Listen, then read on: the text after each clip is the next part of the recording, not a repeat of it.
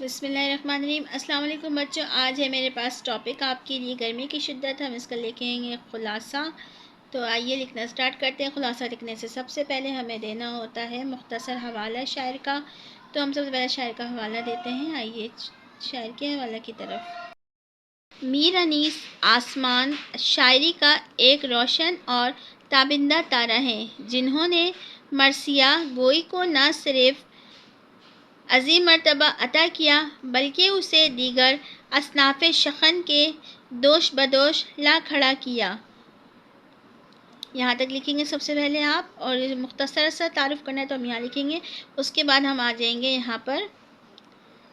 میر انیس مرثیہ گوئی میں اپنا ثانی نہیں رکھتے، ان کے ہاں جوش عقیدت ہے۔ اعلیٰ شاعری، محاسن، فصاحت، بلاغت، منظر نگاری، جذبات نگاری، واقعہ نگاری اور سیرت نگاروں کے اعتبار سے ان کا کمال درجے کا ہے۔ تو یہ مختصر سا تعارف ہو گیا ہمارے شاعر کا۔ اب ہم پڑھتے ہیں۔ تو خلاصہ سٹارٹ ہوتا ہے گرمی کی شدت کا۔ یہ نظم ایک بڑی نظم کا ابتدائی حصہ ہے اور میدان کربلا کے اس واقعے کی طرف اشارہ ہے جو حضرت امام اعلیٰ مقام اور ان کے ساتھیوں کے ساتھ پیش آیا۔ نظم میدان کربلا میں اس دن گرمی کی شدت کو بیان کر رہی ہے جس دن جنگ کا معرکہ اور نواسۂ رسول صلی اللہ علیہ وسلم کی شہادت کا واقعہ پیش آیا۔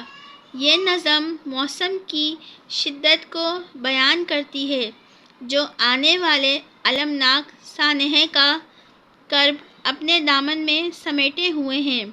میر انیس نے جو لکھا کمال عروج تک پہنچایا۔ یہ مناظر فطرت کی لاجواب تصویر ہے۔ ان کی نظر پورے منظر پر پڑتی ہے تو وہ ایک ایک شے کو اس طرح بیان کرتے ہیں کہ پورا منظر نگاہوں کے سامنے پھرنے لگتا ہے۔ میر انیس نے مناظر قدرت کو جس انداز سے دیکھا اور جس طرح رد عمل کے طور پر اپنے محسوسات کا اظہار کیا وہ قابل تعریف ہے۔ موسم گرما کی حدت بیان کرتے ہوئے وہ تمام جزیات بیان کرتے ہیں۔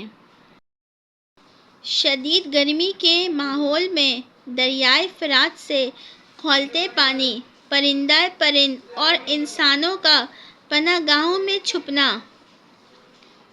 پودوں و پیڑوں کا جلنا بیان کرتے ہیں۔ منظر کو تفصیلی انداز میں بیان کرنے کے لیے تشبیہ اور استعارے بھی استعمال کرتے ہیں۔ دھوپ کے دن کے رنگ کا کالا ہونا، دریائے فرات کے سوکھے ہوئے ہونٹ اور اس کا کھولتا پانی، نظروں کا پلکوں سے باہر نہ نکلنا، نظر کے پاؤں میں آبلے پڑنا، پھولوں کا نہ ہنسنا، شاخوں کا کاٹا ہونا، پتے کا رنگ دق کے مریضوں کی طرح زرد ہونا، سورج کے چہرے کا گرد سے مکدر ہونا، آسمان کو گرمی سے بخار ہونا، دانہ کا زمین پر گر کر بھن جانا۔ غرض جو حالتیں بیان کی ہیں ایک سما سا بن گیا ہے۔ بیان کا خوبصورت انداز ایسا جو قاری کے ذہن پر نقش ہو جائے۔ اس شدید گرمی اور قیامت خیز موسم کی سپہر میں کتنا خوفناک، الم انگیز اور قیامت خیز منظر رونما ہوتا ہے جس میں بے گناہوں کے خون سے زمین رنگین ہو جاتی ہے اور دنیا کی تاریخ میں ایسا غمناک سانحہ رونما ہوتا ہے جس کی نظیر نہ پہلے تھی اور نہ آئندہ ہوگی۔ تو اب بچوں امید ہے آپ کو گرمی کی شدت کا خلاصہ بہت اچھی طرح سمجھ میں آیا ہوگا۔ مزید ایسی اچھی ویڈیو کے لیے میرے چینل کو سبسکرائب کریں، ویڈیو کو لائک کریں، شیئر کریں۔ ملتے ہیں نیکسٹ ویڈیو میں۔ Thanks for watching. Subscribe now and press the bell icon. Never miss an update.